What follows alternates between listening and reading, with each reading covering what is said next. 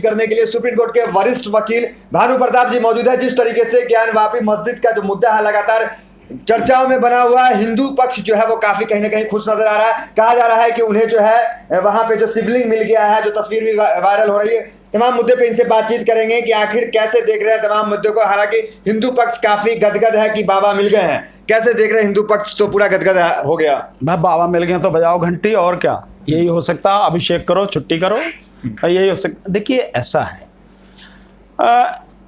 पहला मेरा मानना यह है, मैं हर मंच से ये बात कहता हूं कि जो सर्वे अदालत के आदेश पर हो रहा है, उस सर्वे में जो कुछ भी हुआ है वो सारी रिपोर्टें अभी तक माननीय अदालत के सामने नहीं पहुंची।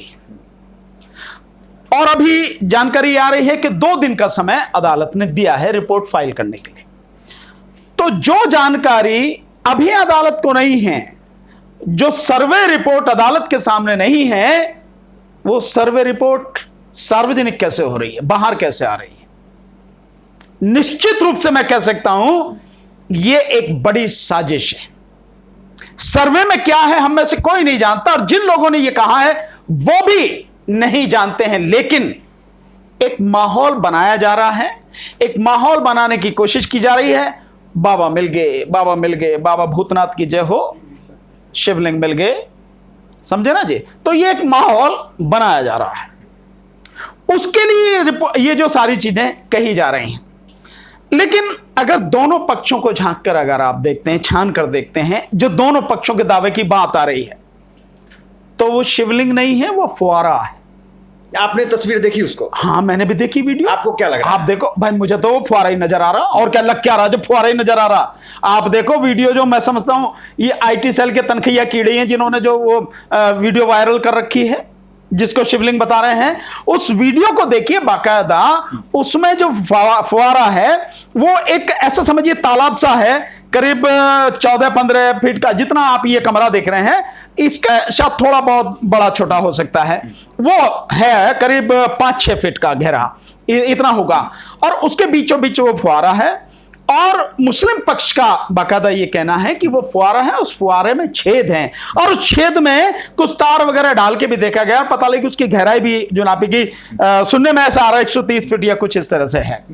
तो जो ये सारी चीजें हो रही हैं वो सब चीजें, और ये भी कहा गया और ये भी सच है कि शिवलिंग में छेद नहीं होता, ये भी सब कुछ है, हर कोई जानता है इस बात को। छेद कहे जा रहे हैं उसमें, हाँ उसमें छेद है, तो इसका मतलब निश्चित रूप से 3 छेद हैं। तो वजू को छेद तो फुआरे में होते भाई। ठीक है, वजू बंद कर देना को कैसे देख रहे हैं? फिलहाल जो है वहां पे वजू बंद है, सील है पूरी। नहीं, ये तो देखिए अदालत का आदेश है, ये उन्होंने क्यों किया है मैं नहीं जानता, ये क्या कहानी है क्या नहीं है। लेकिन वजू बंद करने का मतलब एक तरह से ये है कि एक संप्रदाय विशेष के धार्मिक अधिकारों में आप हस्तक्षेप कर रहे हैं। ये अधिकार मैं नहीं समझता कि किसी को है, अदालत को भी या किसी को भी ये अधिकार नहीं है। और अगर आप देखें तो उस कुंड के चारों तरफ जो है, जो टोटियां पानी की टंकियां लगी हैं, वो वजू के ही लिए हैं, जिसमें नमाज पढ़ने से पहले हाथ मुंह धोया जाता है। यहाँ पे हिंदू सेना जो है वो कह रही है अब तो शिवलिंग मिल गया, पूरे सब लोग देख रहे हैं कि बाबा मिल चुके हैं, तो अब तो मस्जिद को हवाले करे और पूजा शुरू होनी चाहिए। चढ़ाई कर दो ना। हाँ। अगर मिल ही गया तो काहे को अदालत का इंतजार करे, चढ़ाई कर दो, मिल गए बाबा, झंडा गाड़ दो, हो गया काम खत्म। देखिए ये मैं समझता हूं इससे बड़ी नासमझी कुछ नहीं है।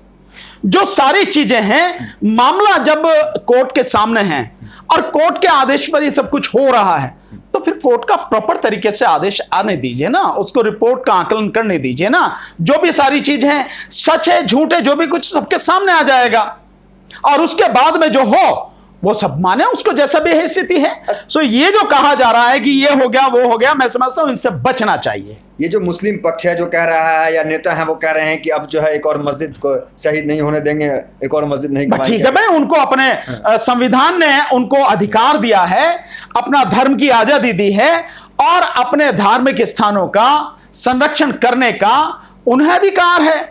सो उनका कहना जो है अपनी जगह बिल्कुल ठीक है भाई।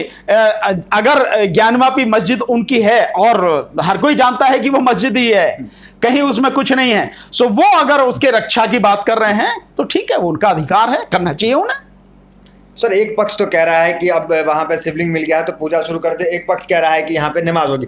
अगर आपसे जानना चाहें कानून के जानकार भी, कौन सा पक्ष को सही मान रहे हैं अभी आप? नहीं, मैं ये मानता हूं कि सुप्रीम कोर्ट ने भी ये कहा है कि वहां पर नमाज बंद नहीं होगी।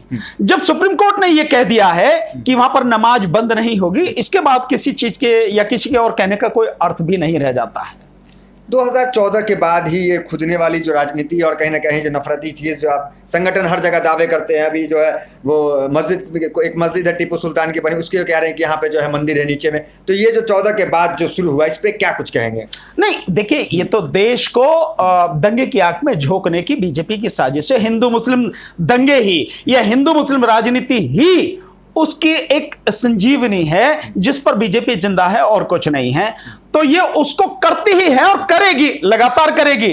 आप तो टीपू सुल्तान की मस्जिद की बात कह रहे हैं, मैंने तो अभी सुना कि भैया वो तो यहां भी कह रहे इसे ये जो जामा मस्जिद है दिल्ली की, इसे भी खोदने को कह रहे। और इससे पहले आपने देख ही लिया कि वहां पे जो वो कौन सा है कुतुब मीनार पे भी वहां कह रहे कि यहाँ पे भी कोई स्तंभ है। मतलब जो मन में आए जहां चाहे। और कोई तो कह रहा कि इन दो की बात नहीं होगी तो हम हजार जो मस्जिदें हैं उनको 1000 मस्जिदों को तोड़ेंगे, 1000 मस्जिदों को कब्जे में लेंगे। बीजेपी विधायक कह रहे हैं हमें सौंप दे, नहीं तो पूरा लिस्ट है मस्जिदों की। बस अब आप समझ लो, तो मतलब आप समझ सकते हैं ना सारे काम। तो बीजेपी विधायकों पे, मंत्रियों पे और मुख्यमंत्रियों पे, प्रधानमंत्रियों पे, इन पर सब पे यही काम रहेगा और कोई काम तो है नहीं। देश में शिक्षा का कोई काम नहीं है, देश में बेरोजगारी इतनी बेतहाशा है, उसका कोई काम नहीं।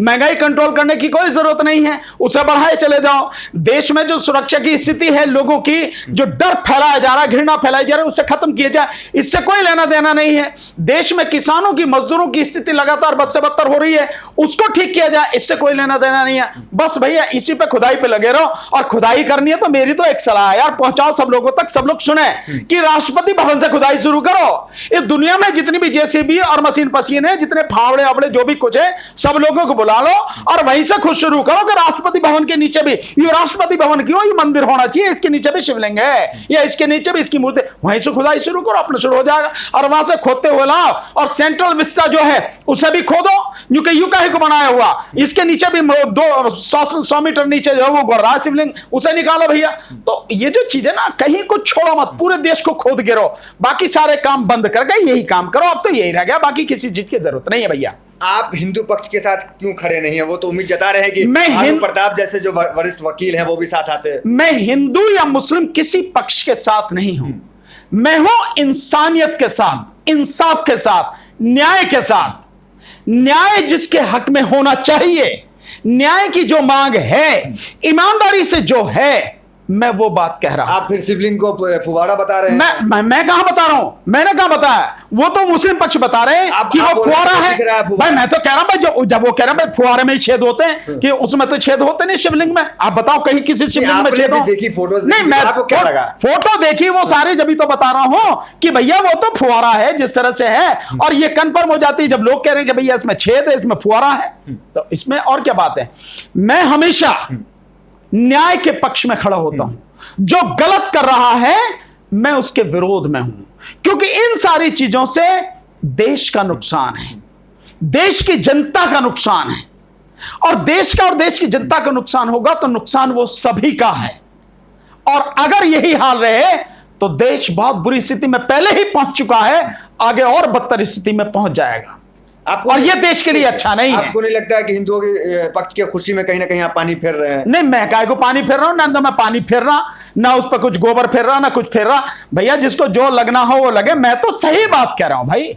देखिए आप और हम और देश के सब लोग सुखपूर्वक रहें, शांतिपूर्वक रहें, आपस में हमारा भाईचारा बढ़े, मेल मिलाप बने, हम एक दूसरे का सहयोग करें और सहयोग करके हर कोई आगे बढ़े। ये देश वाकई में इस दुनिया में विश्व गुरु बन सकता है। लेकिन इस तरह के जो लोग हैं जिन्होंने सोच रखी है कि देश को दंगे की आग में झोंकना ही है, उनकी वजह से देश तबाही की तरफ जा रहा है। नहीं, मैं तो चाह रहा हूं कि देश तरक्की करे, और ऐसे बहुत लोग हैं, मैं नहीं, बहुत लोग हैं जो चाहते हैं कि हमारा भाईचारा बढ़े, देश मजबूत होकर, एक साथ होकर, जिस तरह से ये भिन्न भिन्न फूलों का गुलदस्ता, हर जाति धर्म के लोग यहां रहते हैं, वो सब लोग मिलकर रहें और ये हमारा गुलदस्ता और खूबसूरत हो, देश आगे बढ़े। सब लोग यही चाहते हैं, जो भी अच्छे लोग हैं। क्या? पर ये चंद लोग जो हैं, जो मैं कहूं कि जिन लोगों के पास इस तरह की घटिया राजनीति के अलावा और कुछ नहीं है, वो देश को क्या लगता है ये राजनीतिक लाभ के लिए सब काम कर रहे हैं? हाँ बिल्कुल, इसमें क्या चक्कर है, इसमें तो कोई सोचने की बात नहीं है। बीजेपी का तो काम ही ये है भाई, बीजेपी का काम है हिंदू मुस्लिम राजनीति करना, ध्रुवीकरण करना, बांटना और उसका फायदा उठाना। और अब क्योंकि बहुत समय से ये स्थिति हो गई है कि देश के लोग हिंदू मुस्लिम में बट नहीं रहे, इनकी इस घटिया राजनीति को लोग समझ चुके हैं, सो ये हर भरसक प्रयास कर रहे हैं। उसी में मुसलमानों को काटने की बात कहते हैं कि लाखों करोड़ों मुसलमानों को काट दो और हिंदुओं बाहर निकलो और तलवार लेके आओ, कलम से नहीं तलवार से काम चलेगा, जाने क्या क्या बात कर रहे हैं। और ठीक इसी तरह से मस्जिद वगैरह का ये मुद्दा उठाया जा रहा है। सो इससे देश तबाह होगा, देश खुशहाल नहीं होगा, आगे क्या नहीं देख रहे हैं? अगर नहीं, भविष्य तो मैं देख रहा हूं कि देश वाकई में बहुत बुरी परिस्थितियों से, बहुत संकटपूर्ण स्थितियों से गुजर रहा है। ये लोग अगर समझ जाएं तो बहुत बेहतर है, नहीं तो कुछ भी हो सकता है। और भाई नेचर अपने आप सारी चीजों को जब नहीं आदमी मानता तो फिर नेचर ही करती है, जो भी कुछ है वो संभालेगी। आगे जो भी सुधारने की गुंजाइश लग रही नहीं, है? इनकी तो लगती नहीं सुधारने की गुंजाइश, क्योंकि इनकी तो राजनीति ही इस पे है ना, क्योंकि हर चीज ये तबाह कर चुके हैं, हर चीज पर ये फेल हैं और उसका जवाब नहीं है। उससे बचने के लिए ये धर्म का जो राजनीति है इसे कर रहे हैं। पहले धंधा करते थे, धर्म का धंधा, और अब धंधे के साथ साथ में घटिया किस्म की राजनीति कर रहे हैं। कुछ लोग सर इसको अयोध्या 2.0 भी बता रहे हैं, कितना सही है अयोध्या से इसको जोड़ना, कैसे देख रहे हैं आप? भैया ये तो वही बताएंगे जो बता रहे हैं, मैं इसमें क्या बताऊं 2.0 है या 1.0 है, इससे मैं क्या कह सकूं भाई, वो उन्हें जैसा नजर आ रहा, वो जैसा ठीक समझे। चलिए, तो ये सुप्रीम कोर्ट के वरिष्ठ वकील भानु प्रताप जी थे, जो कि बड़ी ही समझबूझ के साथ तमाम सवालों का इन्होंने जवाब दे दिया। फिलहाल वीडियो में इतना ही, मिलता है अगले वीडियो से। बने हमारे साथ, बहुत बहुत धन्यवाद।